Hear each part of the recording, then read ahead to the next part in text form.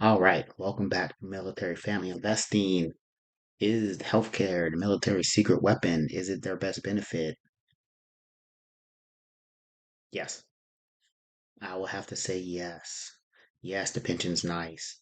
However, when you're looking at turning age 40 and on and being out, and I'm walking out with two healthcares, TRICARE and VA for me. My family has TRICARE only, but I have two, VA and TRICARE. I'm looking at age 42, never having to pay for services. You know, yes, military is going to get you know, crapped on for the way they handle stuff, but it's the same everywhere. You deal with a nurse practitioner or somebody else besides the doctor. They work with you. You answer the questions. They run off. The doc comes in, says a couple words, leaves, and then you have to keep figuring it out, right? You have to make your case to get to the specialist, whether that be on base or out in town, get the referral, and keep going. Yeah. It's not if you're looking for, the specialist to walk in right behind the doctor and give you what you need in your MRI or the med you need or whatever else, that ain't the case. So you have to take it as a long term. Write down what you think it is, research on your own, go into the medical and expect to get a little pushback, everything else, but that's everywhere. Because I've had to take my kids to civilian doctors. It's the same way. Okay. But you're looking at free healthcare for the most part when you're in. I think the family, I don't know what it was, $50 a month, something like that. I don't know what it was. Um, when you get out, that's the real thing. Okay, so TRICARE is always going to be the second payer, meaning that if you do get a job with healthcare, they're going to make you leverage that first, and then TRICARE is going to kick in. But me, I have two healthcares. Okay, VA, TRICARE. So there's something to be aware of. I wouldn't let people discourage you and talk too much badness about the military healthcare system. You got to think there's a lot of people in there.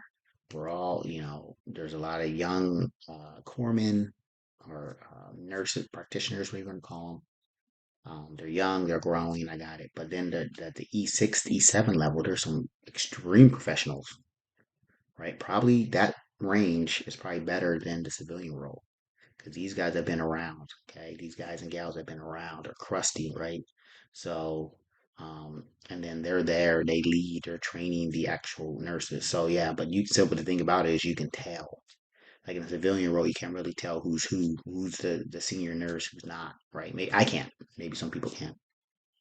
But when you get to E6, so in the Navy, they have something called independent duty corpsman, and he can do certain things. I'm pretty sure he can write prescriptions, but I know he can do you don't have to go see the doc. You can see the IDC. He's E6, E7, and he's been around 15 years in medical, right? He's been to combat, he's been on ships, he's been everywhere, right? He's been in hospitals.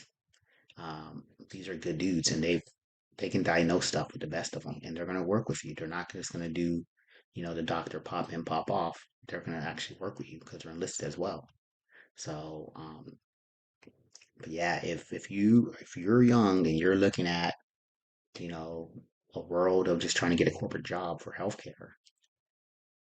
I'm not pushing the military on anybody, but I'm saying you have to vet all your resources, right? It's a good place to get in and make sure your family is healthcare, especially if there's a health issue with one of your young kids or your wife or something like that. You know what I'm saying?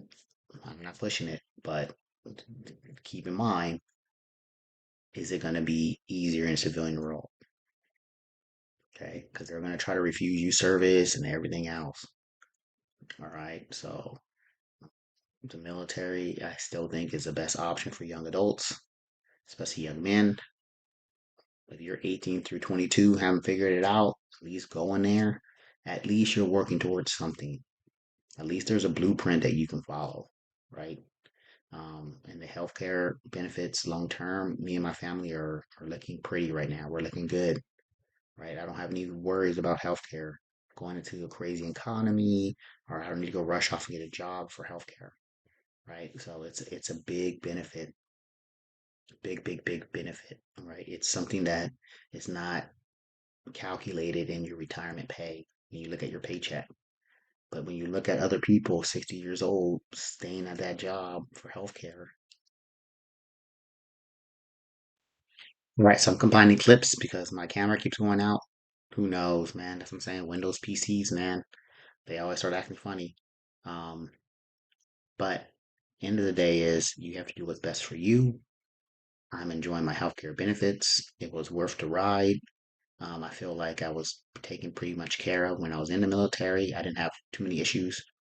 Um, it may take time to get to the final issue, but that's gonna be the same in the civilian world. At least you can go to work and say, "Hey, I'm working through issues," and everybody's working through issues, and they're like, "All right, cool." In civilian world, you might not have a luxury if everybody who's been to combat with you, they might say, "No, dog, like you can't take any more time off." So, um, but seriously, if you know there's gonna be issues, if you know that healthcare is gonna be something that you desire and that you need or want, and that's one of your core values, it's good healthcare. You know what to do. All right, with that, I'm out of here. Peace.